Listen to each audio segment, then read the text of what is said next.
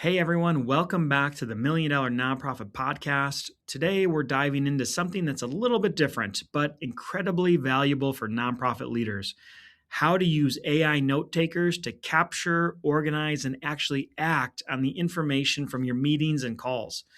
I'm talking with Faigy Gilder, an expert in marketing operations, system, and AI for nonprofits. We'll cover everything from getting started with AI note takers, common misconceptions, and simple ways to automate your workflows to uncover insights that help you better engage donors, volunteers, and your community.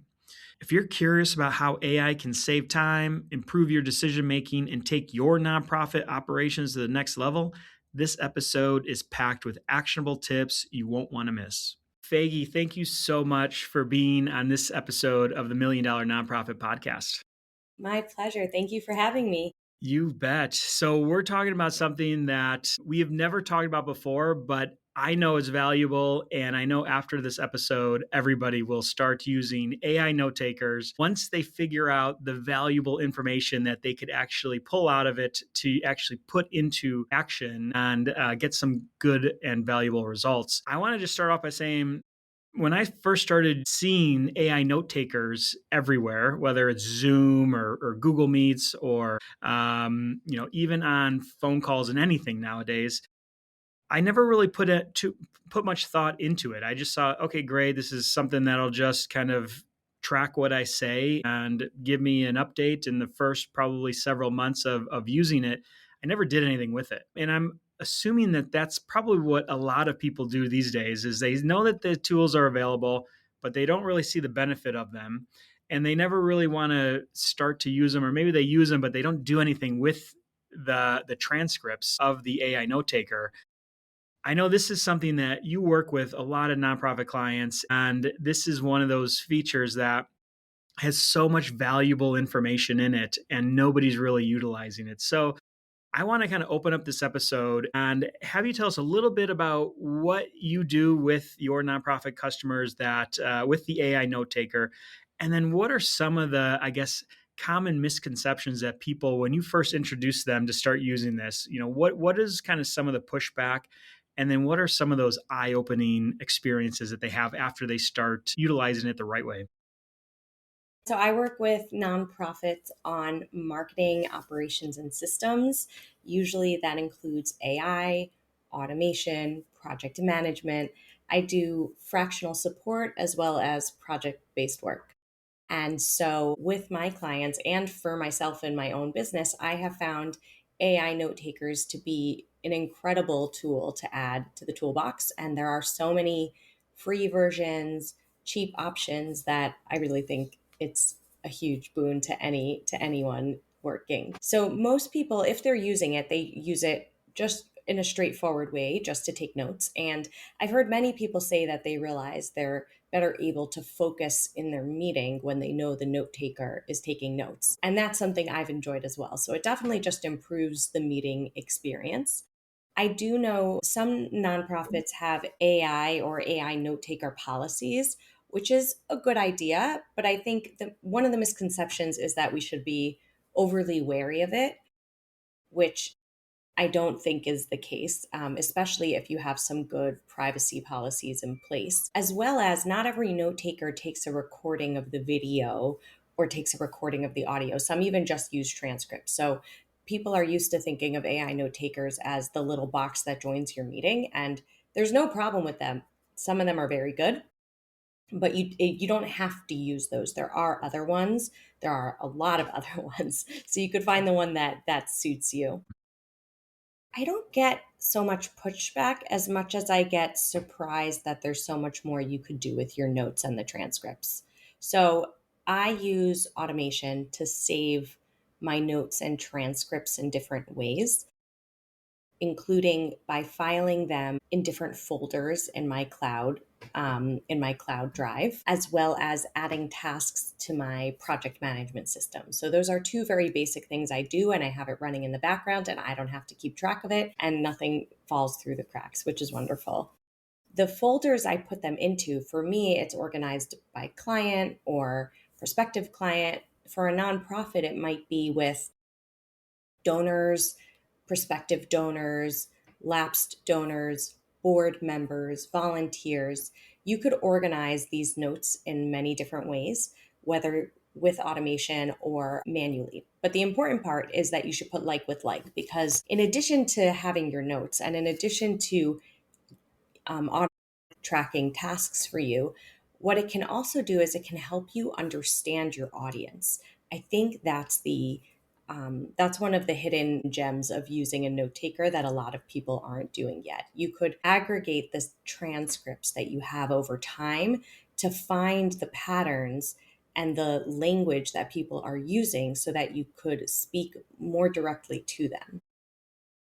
That's one of the things that I don't think I've ever thought of when it comes to that, because you can prompt anything once you have the transcript, right? Of, hey, identify what are some of the common words that this donor, this potential funder use regularly, so that you can then pull that out and then reuse those in either letters, donation asks, even future marketing. If you see the common phrase that some of these people are using, it's a great way of just kind of having a little helper help you out. And I think a lot of people sometimes they're worried that AI is going to, disrupt so many different things, but really all it's there for is making your life easier and better, and doing some of the I guess the little tasks that you never really thought of. And I think of with AI, you have to ask really good questions. So you have to be good at asking good quality questions, and it'll give you amazing results. And I think a lot of people think AI is going to take over, but really AI just answers whatever you tell it. And the better question you ask, the better answer it's going to give you, and the more valuable the answer is going to be.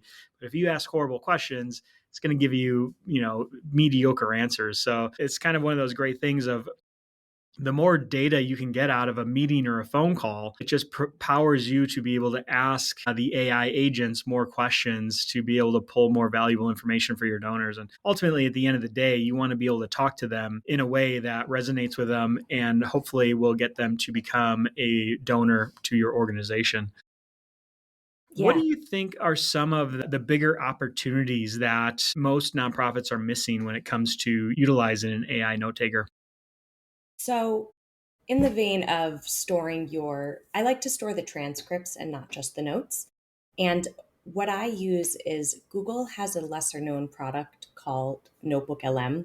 Have you heard of it, Tom? I have, yeah. You have. So the free version lets you store up to 50 sources, but the version that comes with Google Workspace that most nonprofits are eligible for to get for free through Google for Nonprofits will let them use up to, I think, 300 sources. And what this does is you open a notebook and you upload your own sources, and then you can chat with the AI, and everything it discusses with you is grounded in your sources. So there's no hallucination. This isn't to like write things for you, it's to research, find patterns, and pull out emotionally resonant quotes. So I like to create notebooks in Notebook LM for different topics or different categories or different demographics and reference those notebooks when I'm trying to either serve or speak to that demographic. I find it enormously, enormously helpful. So, Notebook LM also helps mitigate a lot of fears around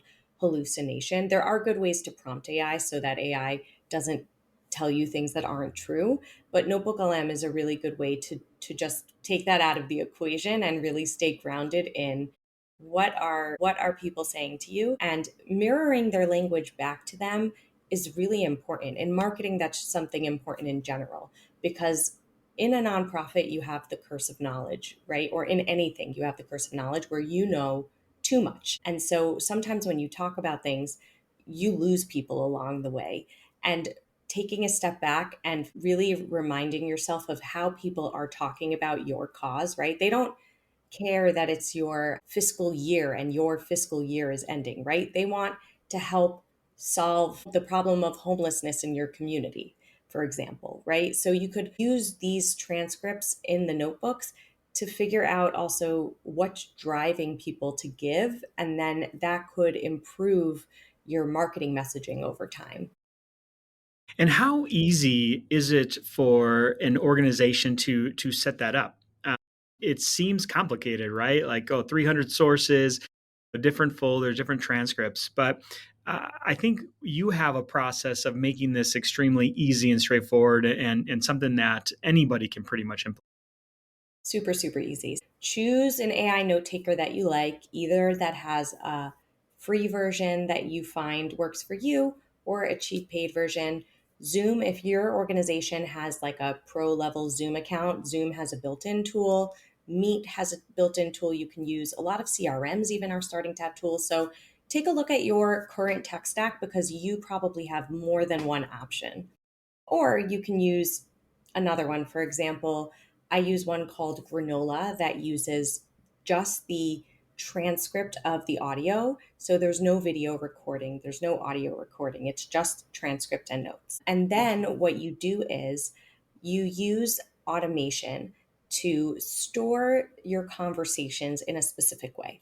So, for example, at a nonprofit, you will want to have, like, sorry, edit. Okay.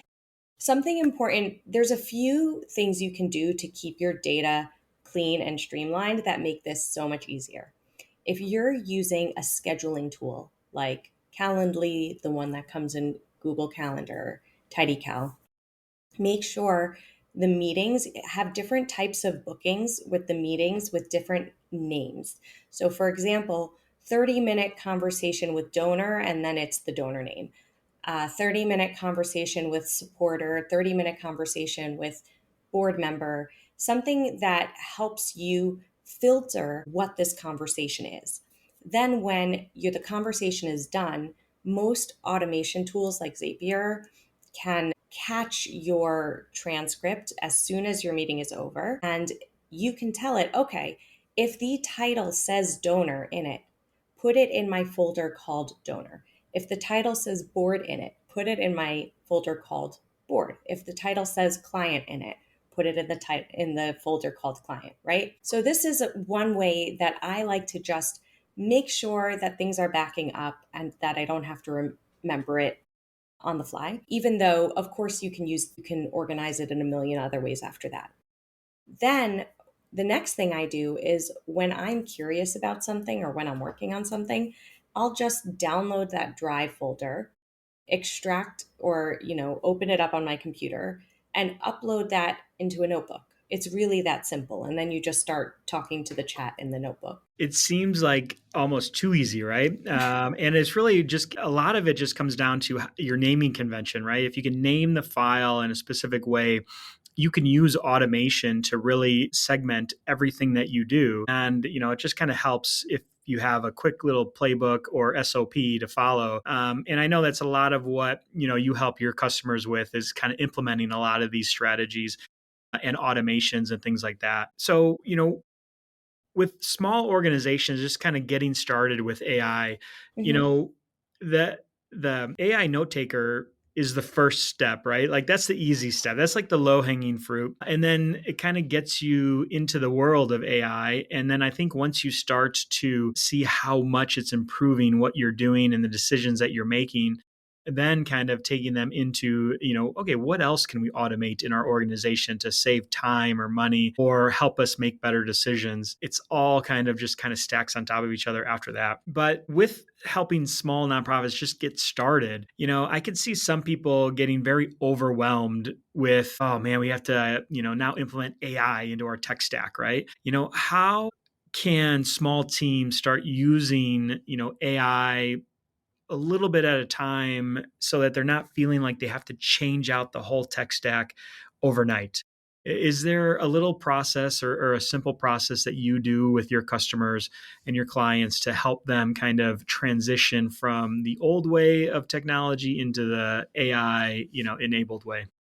Yeah, that's a great question. I think that is actually a common misconception that in order for this to work, you have to like just start over. You have to throw everything out and start over. That's Rebuild. not true at all. I like to start small and keep a foot in the familiar. My clients and I only switch over when we're ready because otherwise you're going to break a lot of things and cause a lot of strife that nobody needed. So you're right. An AI note taker is a great example of something simple that you can add that enhances what you're already doing. The other two things you could think about is this is really not about the tools. So let's think about your information. You have your sources of truth, where you believe the information to be most accurate. For example, your CRM, your project management tool. And then you have the glue or the connectors. So these are, I think, the two really important places to start. Is your CRM or your main source of truth for your organization, is it up to date? Is it accurate? Can you rely on that information? If not, that's the important place to start. And the glue. So, what tools are you using now, and how would you incorporate really simple automations to help save time? Because even though 5 minutes doesn't feel like a lot, and every time you do it, you might say to yourself, okay, I don't need to automate this. This doesn't take me so long. But if you automate all of those repetitive tasks that you're telling yourself don't take so long, over time, that adds up to be a lot of saved time. And also, don't underestimate the ability to do less context switching. So, the more automation can do for you so that you can stay focused on what you do best, the better your work will be, because you don't have to be manually filing things or storing things. That's not something a person in particular has to do. I mean, you can. There will be some upfront time, right? The initial time to set things up and get used to it, of course, takes more time than just saving it yourself. But it really is worth it in the long run to just notice what are those things that you're doing over and over and over, and try to notice, are there any ways I could glue these things together? Zapier has most products in it. You'd be pretty surprised. Google Workspace now has flows built into it. So a lot of things that happen in Google, if you're in the Google system, you can connect to each other really easily between your calendar and your drive and your email. So try to look for those things and think of think of it in those ways instead of the tools first. This really is about your information and your tasks. Well, and I also think starting with one little thing, doing it for a couple weeks, get comfortable with it, and then add in the next one, right? I think we've all probably tried using AI to rewrite emails or different things like that, and you saw how easy that was. And probably now for a lot of people listening, that's just something that you normally do, right? But now the next step would be going into an AI note taker for all of your calls and meetings, and then taking that transcript and then utilizing that data in a way that again makes your decisions smarter, saves you time, and then just kind of AI stacking from there all your different skills and knowledge. And you don't need to go out and buy these big expensive tools that have everything built in. You can slowly add it on into your workflow step by step. So, for a nonprofit leader who's listening right now and is like, okay, I want to do this, but where do I even start? What's one simple step that they can take this week, today, that could add real value from an AI note taker? That's a great question. If you're using some sort of project management system with your team, I think the simplest thing you could do is automatically add your action items to your system after each meeting. Have it automatically assigned to you with the due date as like today or tomorrow so it doesn't get lost in the ether. And then you slot it where it belongs or delete it from there. That's my favorite thing to do. Just making sure all the action items land in I use Asana. If you don't, you can also make them tasks in your Google Calendar, for example. The other thing you could do is you could have it automatically draft follow up emails for you. So after the meeting is over, have it draft the emails for you and then send you the drafts. So this is important. I don't like to send anything AI wrote without looking at it. To me, it's like an assistant that teeds something up. I'm never going to have that send without me looking at it. But you can have automation email you drafts of the emails that you should send different participants, and then you look it over yourself and decide what you want to send. If you want to send, add to it. But those are two basic things that will just really help you make those meetings productive. I love that too, because 90% done by somebody else is 100% awesome, right? So, I agree with you 100% where you don't want to rely on AI to write the email and send it. But if it can do the 90% of just crafting it and maybe summarizing what we just talked about, you give it a quick once over, make your little personal adjustments to it, and then send it. That's definitely super valuable and a huge time saver.